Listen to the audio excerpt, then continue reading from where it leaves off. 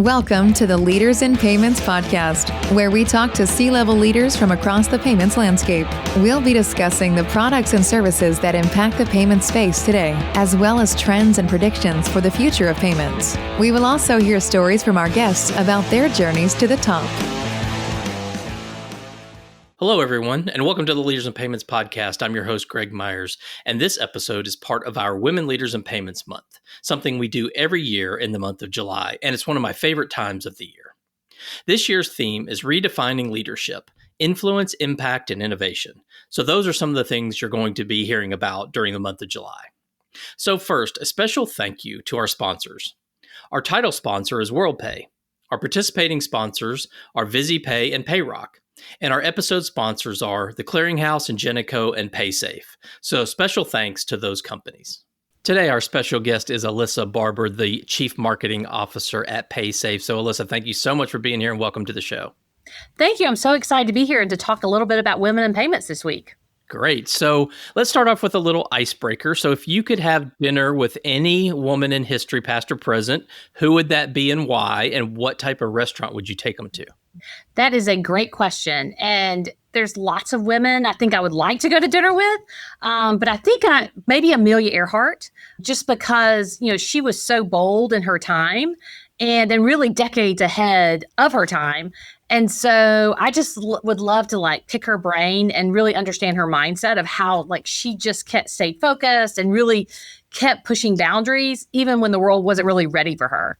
From a restaurant standpoint, I was just in Peru last week, and now I've kind of have a love for Peruvian food. And because it's kind of unexpected like she was, I think I'll go with Peruvian food. Okay, great. So let's talk a little bit about your background. So tell us, sort of maybe where you grew up, where you went to school, and what led you into payments.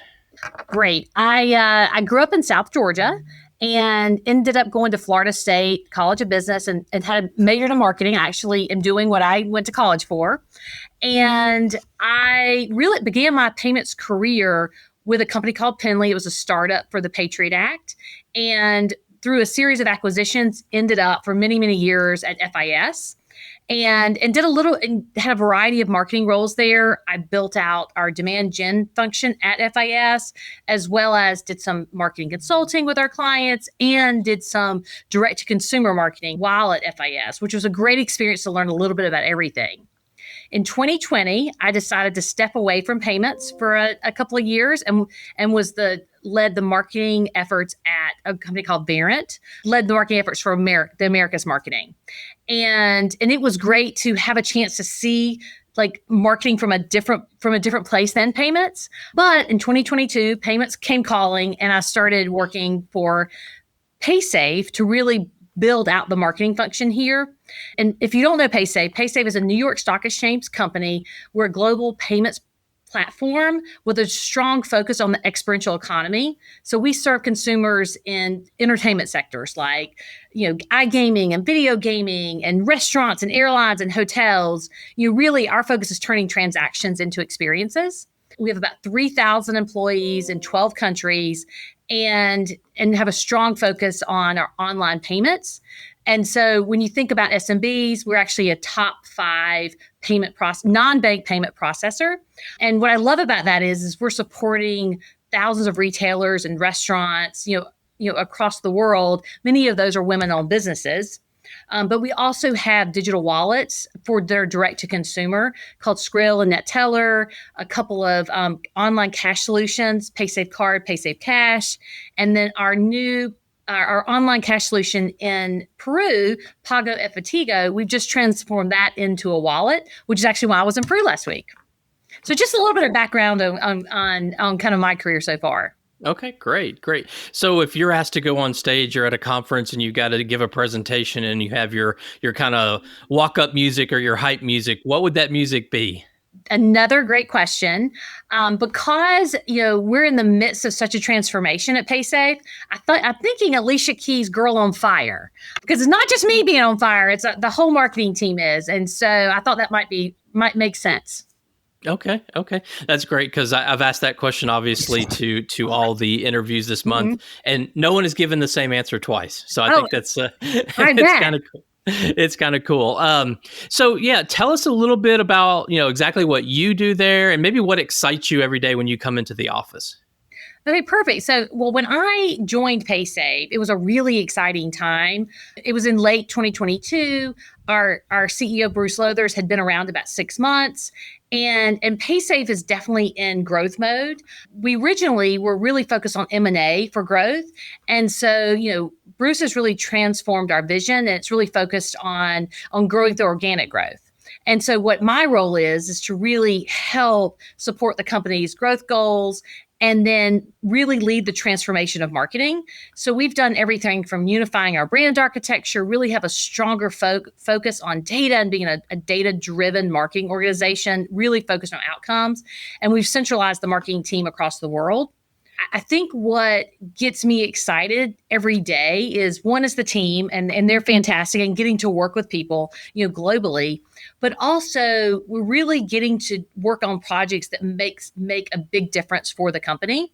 So we've done everything from have a complete rebrand of Paysafe early last year, but then we've also rebranded all of our major sub brands so that we really have a Paysafe family of brands, which as a marketer is a really interesting task. But we've also have a lot of programs that really focus on women. And last month in London, we actually had a women in video gaming event where we had panelists come talk about how they got into gaming, how they got into entertainment. And it really brought together, a great conversation and the focus on building community. And that's one of the things we want to do from a marketing standpoint. And I think the way you tell if an event was good is when I was leaving, someone said, "When's the next one?" So we're definitely planning to do some more women in gaming or maybe one of our other industries, over the coming months across the world. Okay, great. Well, let's talk a little bit about leadership and maybe some lessons learned. So, as you well know, leadership has changed over the last, Yes. Maybe 5-10 years. How would you sort of define modern leadership and how do you embody that every day? To me, modern leadership is really about clarity and empathy and adaptability.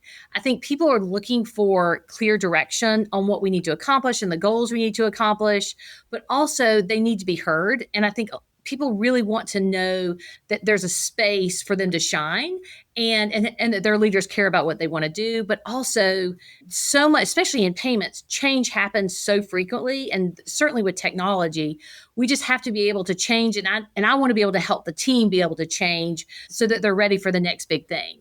And I think what's exciting about Paysafe is that not only are many of my directs women, but 46% of all of our employees are women. So we just really have we have employees, from both genders. And so we have diversity as a part of the company. Okay. When you step back and look at your career or even broadly your life, have you had those sort of moments in time that help define who you are? I kind of call them those aha moments. Well, and it's interesting because there's definitely, as I was thinking about this question, there's definitely not just one. I really think I think every career's got a lot of milestones, like when I became a vice president or when I became a CMO or when I left a very stable company to go to a riskier startup, or even that campaign that really was a big win or the one that wasn't a big win. Those moments, it's not just the big moments. It's about the day-to-day. It's about getting better every day so that those defining moments happen in the journey. And I think it's really about the journey because it's how you show up and you grow. And one of the things I tell the team all the time is what we did yesterday is not good enough for tomorrow. And I think that absolutely matters in your career. And I think that's ultimately what defines your career is how you adjust and adapt. And now, of course, I'm really trying to help others navigate their careers as well. Okay. Well, what's something that you think women leaders bring to the table that our industry needs more of? Well, obviously empathy, I brought that up earlier, but it's really a deeper understanding of that consumer experience. And since women make up half the population, it makes sense that when we're designing product or, building risk models, that we would really shape our solutions to be more inclusive. And I think that's unique to women. I think we really are intuitive and can really make sure that our products and our solutions, anything in payments, right, are focused on all the population. I also think women have a collaborative leadership style. And I think in today's world, especially when you think about AI, the technology is fabulous, but I think the people skills around that technology are really going to matter. And I think that's going to stand out. We talk a lot about, working the matrix, right? And really being able to work across groups. And I think women really do that well, typically, is that collaborative spirit. Yeah, that's been a pretty common theme with the answer to that question, the Oh, really? collaboration, Okay. the empathy. Yeah, I mean, it's like it's kind of and also you brought it up, and it's been brought up in one other episode as well, is that women make, and I think the stat that was given was like 72 or 82% of the financial decisions in a household, a woman makes that decision. Yeah. And then here we are in payments, and so many men Right. are making the design decisions on products. So Right. it is kind of an interesting dynamic. So I'm glad you brought that up. Well, and I think just even the visibility around that, the industry does skews male. So how do we create products that are just authentic to the world around us? So I definitely think women help. I totally agree with you. Yeah. Well, let's talk a little bit about innovation and impact. So, as we've talked about, and you've already said it, this industry is changing quickly. There's a lot of innovation. So, how do you stay on top of that? How do you stay innovative as a Right. leader? Well, we talk a lot about being your own chief knowledge officer and spending a lot of time. I mean, there's so many resources today, whether it's LinkedIn Learning or podcasts like this one, all the industry events. Like one of my favorite is the Women Leadership Summit that's in Atlanta every year. We really do challenge our employees to go, to get that knowledge. Now, Paysafe has a great training program, and we actually are in the midst of doing AI training for the whole company, which is all fabulous. But I think you have to take it on yourself and really go out there and find out what's happening in the industry, because if not, you're going to get left behind because there's so much going on. And again, you can't have this conversation without talking about AI. I was actually at a conference and the speaker said, and I can't quote them because I can't remember the name of the speaker, but they said AI is going to be as big as the internet was. And I was like, wow, that's a great way to think about it. It really is going to change the world. Yeah, without a doubt. So it's a good segue into the next question. Yeah. So what is one of the main changes or trends that you're really keeping a close eye on? It absolutely has to be AI. For being a marketer, I think everyone jumped on being able to use it for content, right? And making your content better. But that's just the very beginning. There's so many layers of how we can take AI as a technology and then allow us to really communicate more personally to every consumer, every merchant that we're marketing to, which is really exciting. But again, it's really about the personal skills and those human skills, because having the data, having the technology is great, but we still have to be able to communicate with the people we work around and collaborate, which again is one of the strengths for women. But I think that's the key. I think the people who are going to do the best in an AI driven world are ones that still can work with others very well. Sure. Yeah, and I think AI is one of those things that when you step back and look at the broader picture, it can change individuals, it can change teams, it can change companies, it can change industries, and there's so much going on. And, within our industry, because I'm talking to CEOs normally on these conversations, they all bring up, how they can use it for fraud and kind of compliant, a lot of those things. But I think like marketing, huge, right? There's so much can be done within marketing and even just products. And then you've got MasterCard and Visa that come out with these announcements about, basically bots will be buying things and, that whole agentic commerce thing. So there's just so much in our industry to keep up with. Absolutely. And that's kind of goes back to your previous question around, learning.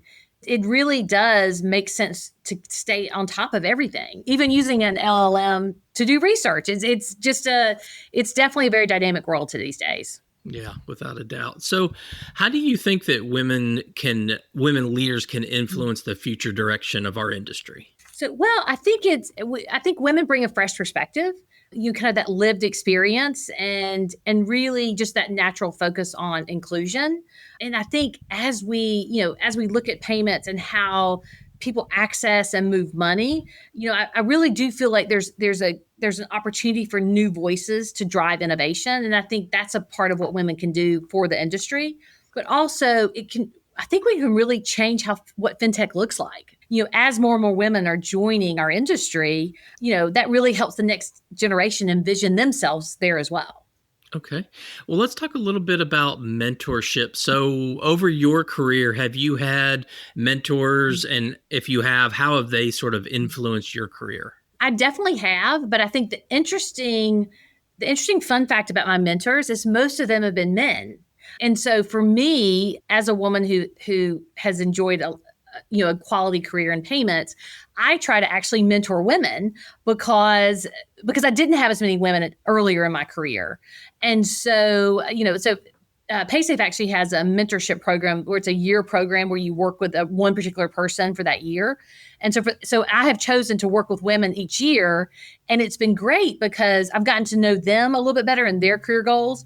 But as kind of a fun fact, I've now actually worked with them on projects and now I know them very well. So it's worked out really well. But when I think about kind of women who have impacted my life, I can kind of think of two that really stand out in particular. One is a lady named Chris Peterson, who's one of our sales leaders today. But I've known her for many years at previous companies. And she has always had kind of a strength and presence and really been an authentic leader.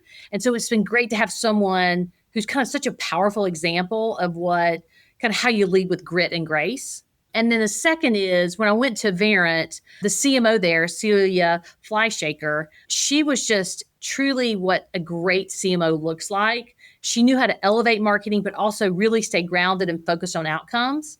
And I think that's what we're all looking for, right? Is who we want to be when we grow up. And so Celia definitely was one for me that I was like, wow, that's the kind of CMO I want to be. So anyway, so I'm certainly thankful for the example, and absolutely every mentor, any person who shaped my career, I'm so grateful for. But I am grateful for now that there's starting to be enough women that we can really mentor that next generation and really try to kind of pay it forward. Okay.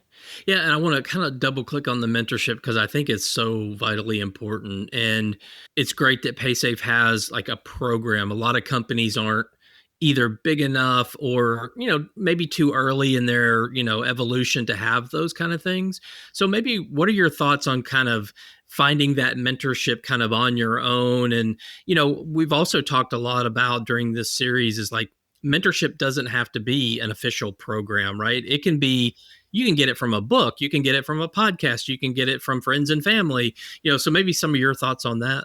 Well, and that's actually a really great point, is a mentorship doesn't need to be 12 months long or 1 month long or someone you talk to every week.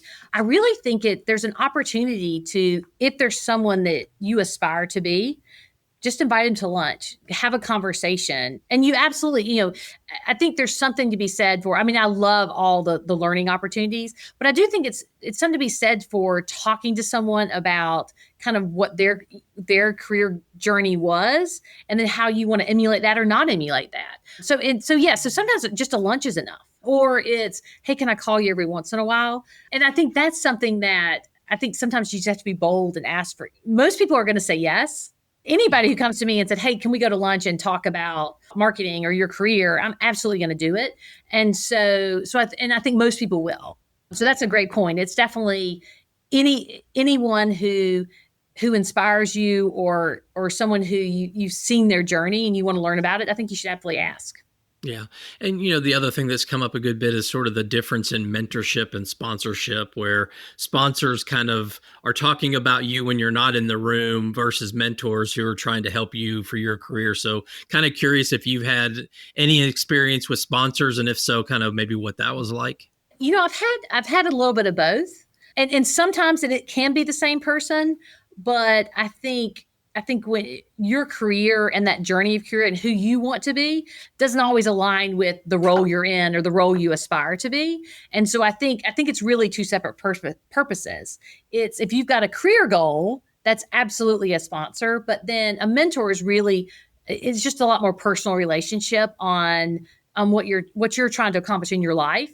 I find that a lot of times with the folks I mentor, the ones I've been mentored, I become their friends because you start learning about not just their work life, but their family life and where they want to go on vacation and those type of things. And I think a lot of times careers are just about relationships, and sponsorship is absolutely so important. especially for women, because basically I was laughing with someone the other day. We always talk at the old boys club. There's not a women's club. And so we do need to help each other. Why not? Right. No, I love it.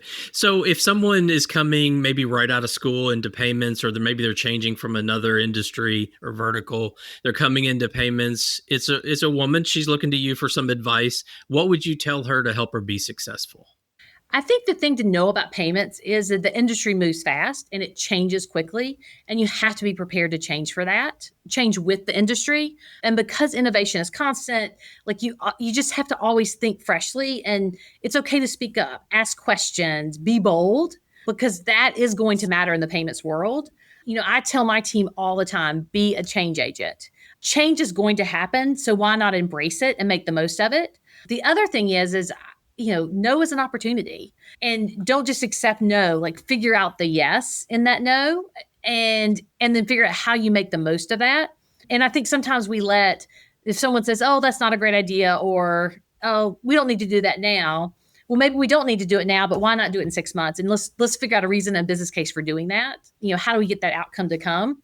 And then finally, like really invest in relationships, because in the end, when I think about my career, I do think about the people that I've worked with all these years in payments.